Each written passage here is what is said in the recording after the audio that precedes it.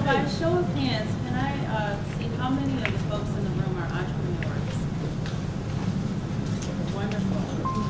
And keep your hands up. How many of you know anything about zoning that affects your business? How many of you know about the inspection process that affects your business? And how many of you know whether or not your business requires a license or not? Okay. So the hands are going up and down. So that means that the purpose that we're trying to achieve to educate and kind of bridge that gap around city regulations is actually a need that needs to be filled. We hear a lot from the classrooms that there isn't enough information that is accessible to the folks that we serve about what regulations affect your small business. But we feel like beyond just knowing like the basics about the regulations, that there is another, spirit that we're sort of like capturing today. We have been also on the other side of things working with folks at City Hall and kind of talking about how to remove barriers, about how they communicate to you all about the regulations that are that affect your business.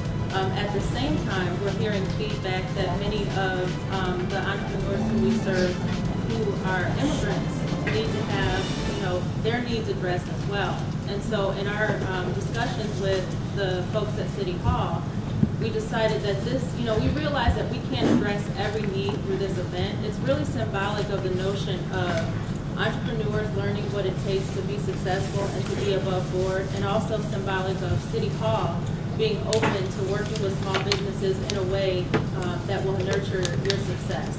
So that's really what went into this event. We hope that we achieved that for you today. What I'd like to do right now is just kind of go over the itinerary for the day and also the contents of your packet. You will find that while we do have a good amount of time together, it's going to go by really quickly. So it's really important that we kind of talk through what the day looks like, because once we actually get to City Hall, we might break off into groups as we go up through the elevators, and I want to make sure that everybody's on the same page about what's going to happen today. So after we actually depart here and actually get to City Hall, we are expected to arrive at City Hall around 12:45.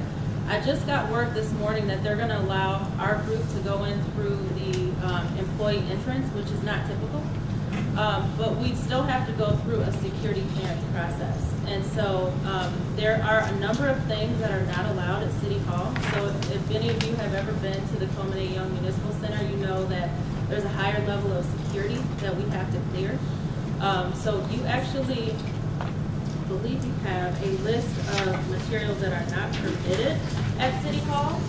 But I just want to kind of run through some of the really basic things. I will tell you I've had several pairs of tweezers be taken away in my visit to City Hall. So there are a lot of materials, liquid materials you're not allowed to take. A lot of metal is not permitted. And there's a whole list of things that are not permitted that you may want to use this opportunity to, if it's something that you don't mind parting with, you'll have an opportunity to throw things away here, but just know that they will confiscate certain things through the security process. When we all arrive to the 4th floor of City Hall, we actually have like a group that will be welcoming us. And so we'll take that opportunity to take some pictures with the group that will be welcoming us, and then we'll proceed to 3 different stops when we're at City Hall. The first stop is on zoning regulations, the second stop is on inspections, and the third stop is on business licensing. And then after that point, we'll have a wrap-up discussion, so we kind of assess whether you got from the day what you needed. If you have any additional questions that weren't addressed at each of those stops within the building department, that would be an opportunity to discuss that as well. And then we will get back on the bus, and at that time I will ask that you fill out a survey. It's really critical for us to understand if we met your needs, and if we didn't meet your needs, what else can we do to enhance the experience moving forward. Now I will tell you that all of the things that we organize for the graduates are very different. This is probably one of the most ambitious things we've done thus far. We won't always be able to do mobile workshops like this, but when the city said that they were willing to do this, and I've asked on numerous occasions when they have a new director there who was willing to do this, not only for your experience, but also to teach their staff about how to be more welcoming to your needs. So when we heard that we got the yes, we were willing to do everything that it took to pull this off today. So I hope that that it was to your liking, and that by the end of the day you have gotten what you need from it. So on your itinerary, you'll notice that you have a number of staff biographies that are listed. We thought it was really important that you know ahead of time who you're going to meet, and that you have an understanding of what their background is. And it's also an opportunity for you to be thinking about what kinds of questions you want to ask when we're on the tour. So we only have a certain amount of time for each stop in each division of that department.